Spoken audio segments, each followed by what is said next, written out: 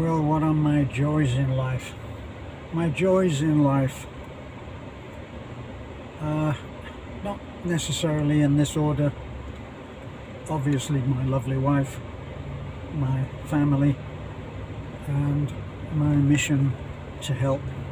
It is actually a joy in my life. I saw a great quote on Facebook very recently. It said, working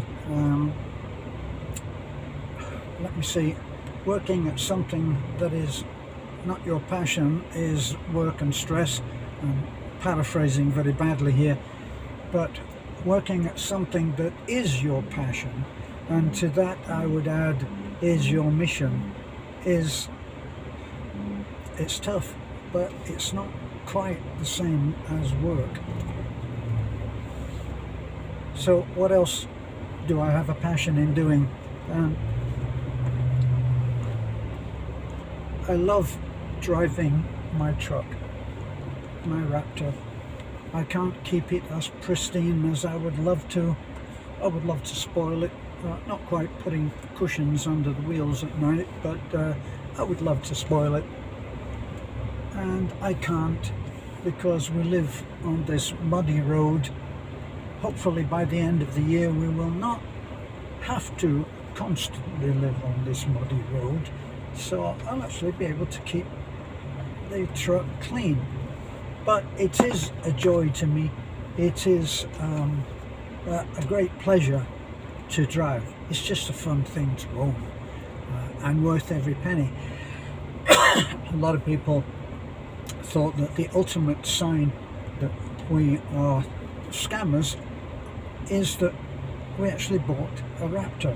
Well, actually at the end of the day, even though I love it, it is only a truck, and people every day in America drive pickup trucks. They buy and drive pickup trucks. So that was my thing there. Now there's a drawback to having a Raptor, and not only do we have a Raptor, we have a dirty Raptor.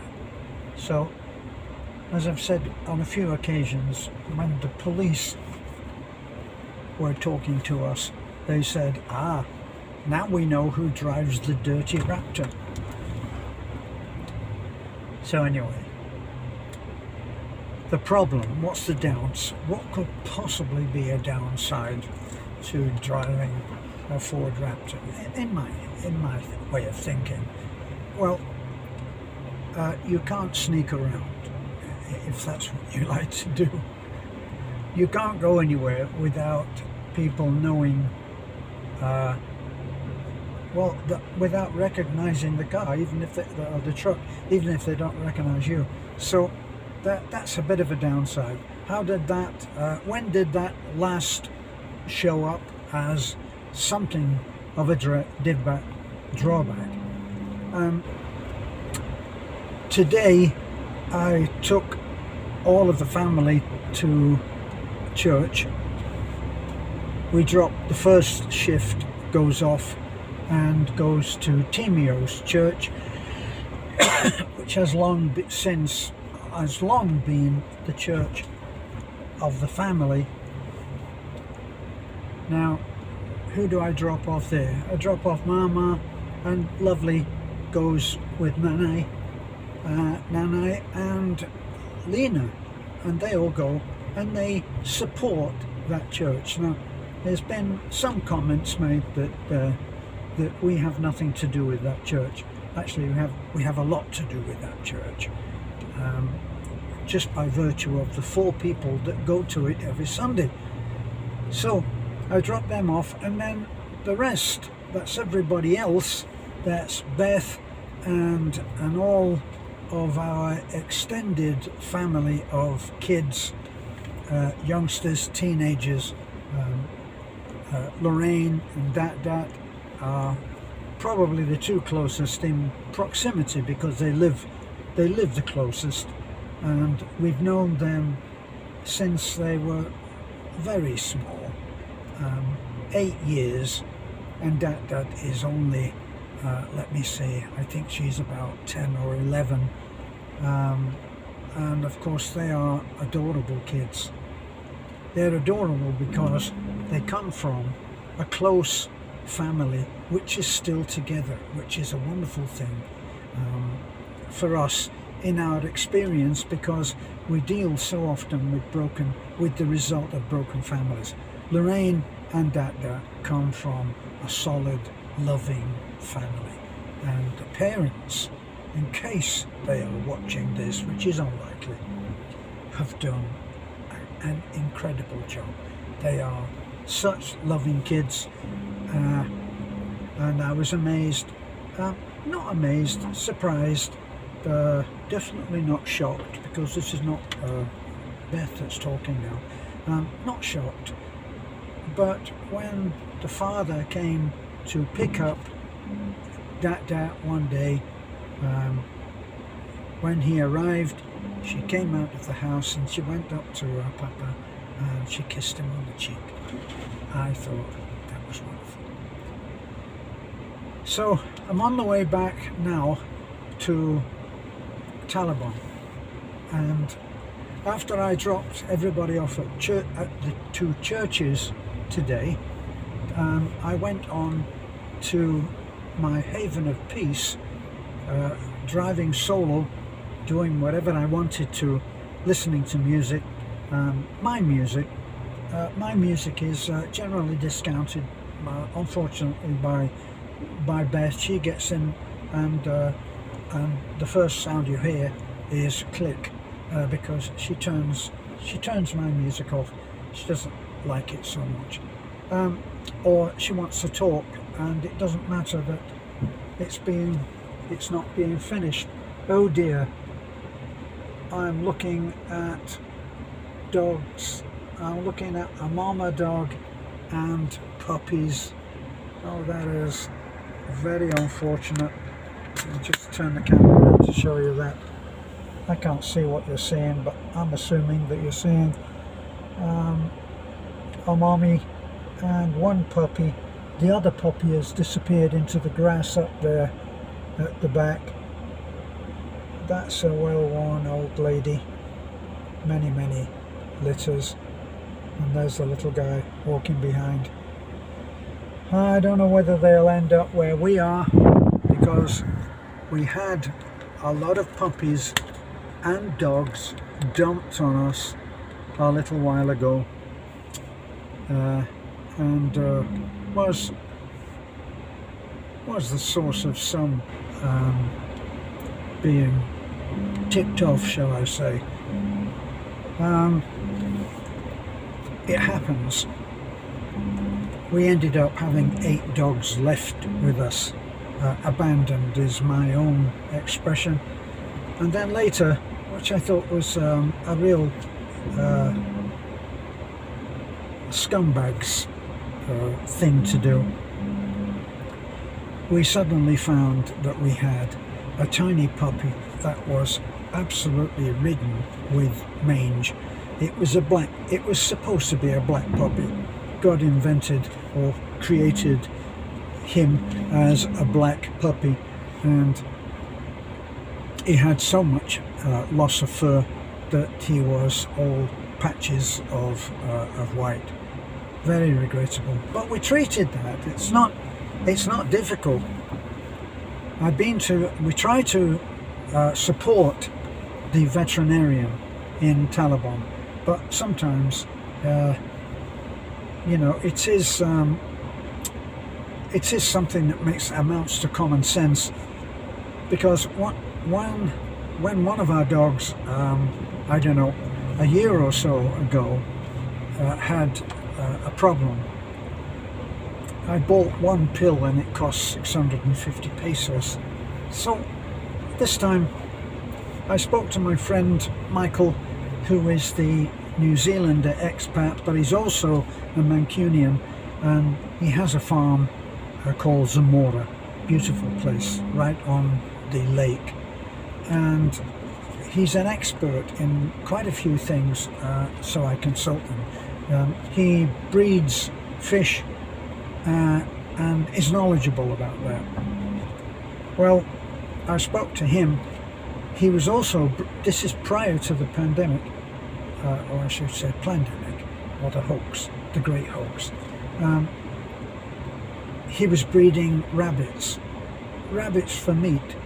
In the UK, in case you don't know, certainly in my childhood, we were very familiar with the rabbit meat because it was easy for small breeders to breed in some kind of volume.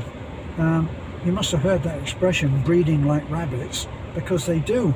Leave them alone and there'll be many more when you come back. And he was breeding them, and I went round there once and was talking and chatting about the rabbits, and one of them was separate, or two of them were separate from the main bunch. I'm sure that's not the technical term, but anyway, I asked about that. Why are they being kept separate? They look the same. And he said, they've got mange. I said, what, do you take them to the vet? No, he said, I treat them myself. It's very simple. You can give them ivermectin. Ivermectin will clear them up. 1 dose a week and it'll be gone. So it turns out that ivermectin, you can buy that at the local pig grower. Agrivet, I think they call it here, an Agrivet, and they sell tiny little sachets like this, 1.5 inches or 2 inches square. Well, they sell those, and each one of those is for a 60-pound pig. Well, our little puppies are nowhere like that, but I cut the thing in half and gave it to 2 puppies. It cost something like under 20 pesos. That's a hell of a difference, isn't it? So I treated all of the dogs just in case, but with special attention to the little black boy, and we treated him. He recovered and he did marvelously well. Unfortunately, one of the boys, Mama, was bitten by him, and we couldn't afford to take a chance. We had to take Mama down. So here we are. We've got an abandoned puppy that was dumped on us with mange that we're treating and is recovering, and then he goes and nips one of the boys. Well, we have to take him down and we have to get him vaccinated for the dog disease that is most common, rabies. And rabies are unfortunately a little bit common in the Philippines. So you have at the hospitals, you'll have a department for the treatment of animal bites, and that's one of them. So anyway, there was no problem. We haven't noticed Mama frothing at the mouth since, but we were that much out of cash for a little dog that we should never have had to take care of. Now that the little fella has recovered, he's disappeared, so I think maybe he was picked up again. So if anybody is out there and they've got a little puppy that they would like to sneakily have treated, then you know where to come. Isn't that good? Don't begrudge the little black guy being treated. I'm glad that he has recovered. So I've gone and waffled on, nearly at the end of the road of our dirt track. I'm in 4-wheel drive because today we had an incredible fall of rain, which absolutely flash flooded many places on the way into Talibon. Now, when I got to Talibon this morning, I got busted because I parked at my little haven of peace at PP Coffee at the moment, because PP Coffee has good Wi-Fi. In fact, I'm on my way back there now. And while I was there eating my breakfast, I felt the hand on my shoulder, and it was the Alfred. So the Alfred tends to, what can I say, he's not user-friendly for those who like to have a 50-50 conversation. He tends to dominate the conversation, but in a lot of cases he really needs to. So he needs that support from wherever he can get it, and very often that turns out to be Bethany. So he came and he was talking about Marie. Marie has apparently gone to Cebu because she needs to take some product that she was selling, plus she needs to get her national ID, and she had started that process before she met Alfred, or went to live with Alfred. And what happened then was that it sort of was left, and so I think they got in touch with her and said, it's not open-ended forever. If you want the ID card, you better come and get it. And I think they gave her some kind of a time frame to go and pick it up. So she's gone to Cebu, and she'll be away probably for a couple of days. And the reason I brought that up was not because I want to complain about Alfred, because once again, before I leave the subject of Alfred, when you talk to Alfred, or when you listen to Alfred, one thing that really stands out is, well, one, he doesn't have any filters. If you're hoping for tact and diplomacy, don't go and listen to Alfred. He doesn't know what tact and diplomacy means in German or Thai or English. He just says what he thinks. Now, he doesn't say it with any sense of bravado. He just says it because that's what he thinks. And so there's no what we've come to know as social filters. There's no filters with Alfred. If Alfred thinks that the roof we've put on a house is not good enough, he'll disguise it by saying, I don't think that roof is good enough, and that's disguising it enough for Alfred. So, in among all of those statements that I've made is one thing that stands out very clear. Alfred is a good man. He's a good man. He's ethical, he's honest. That doesn't mean that he always does the right thing, but he's honest, and he's not a liar. Oh God, I really appreciate that he's not a liar. The biggest portions of unhappiness I've had in my life have been with lies. I've told a few myself, and I've had a lot told to me, to the point that I decided a long time ago that I would, social filters apart, I would stick to the truth, and it has stood me in good stead. Nobody gets disappointed later when I can't do something, or when I express an opinion which is not in accordance with their own. So why would this come up when Alfred is the subject? Alfred is he is coming up against one of the biggest blocks. Oops, I'm just looking at people that are coming up here now. Some ladies, that's all. I just need to say hello. Hello. Hi.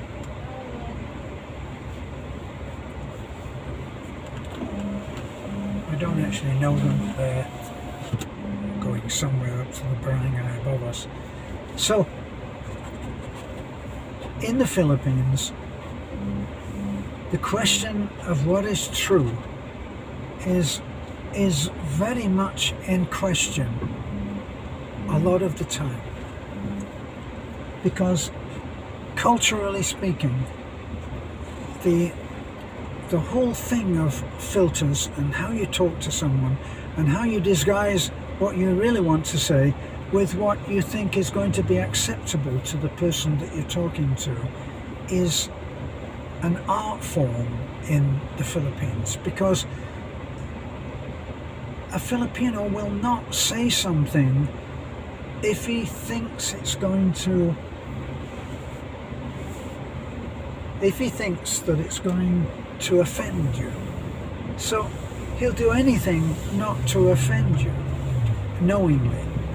So this is ingrained in, oh, I've got to put my safety belt on. This is ingrained in the culture, in the behavior, in how people go about their lives on a daily basis, and you cannot root it out. It would be one of those things that if you tried to remove a spot on your face and your face came off, it can't be separated from the culture. They will not deliberately say something which they could avoid by simply dressing it in a different way. When I came to the Philippines years and years ago, I came from the UK. In the UK, if you go swimming in what are called Speedos. That's what I think they call them here. And that is like a bikini, like a woman's bikini bottom. Maybe not quite as skimpy, but that's what you go swimming in. It's in the culture, it's totally acceptable. It's not acceptable here, or it wasn't at that time. So I come in my Speedos, put my speeders up, we're all going swimming, oh wonderful. And when I get there, we get to the pool.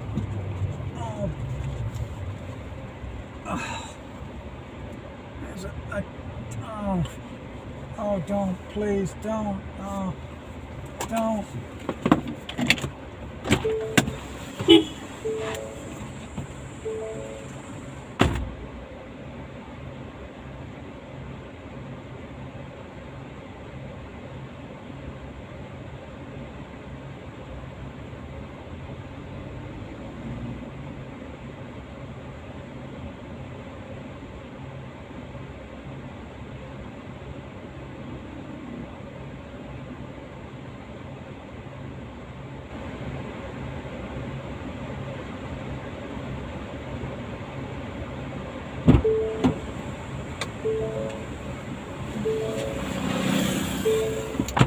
Well, look what I found wandering about in the middle. Are you nuts? Are you really nuts, you silly dog? He's in the middle of the national highway. How can I leave him there? So I'll have to... What do I do? We've already got about 11 dogs or something, and I'm going into town. I'm going to put him somewhere that's a little bit safer.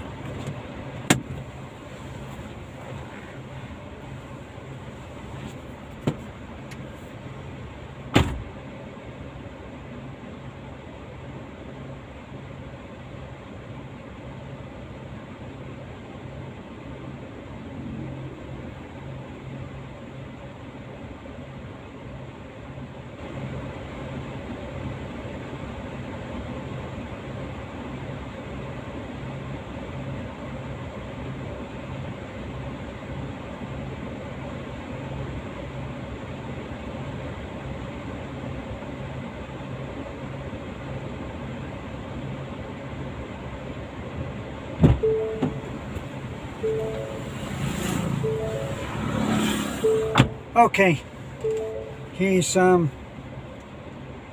there. He was coming from the direction of a house, so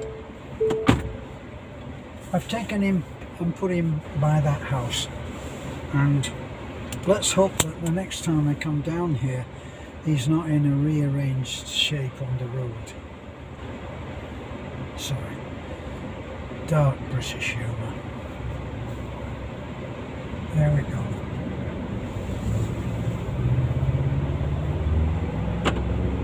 So, these things we see. Now in the Philippines, it might be a dog or a kitten or a cat or whatever.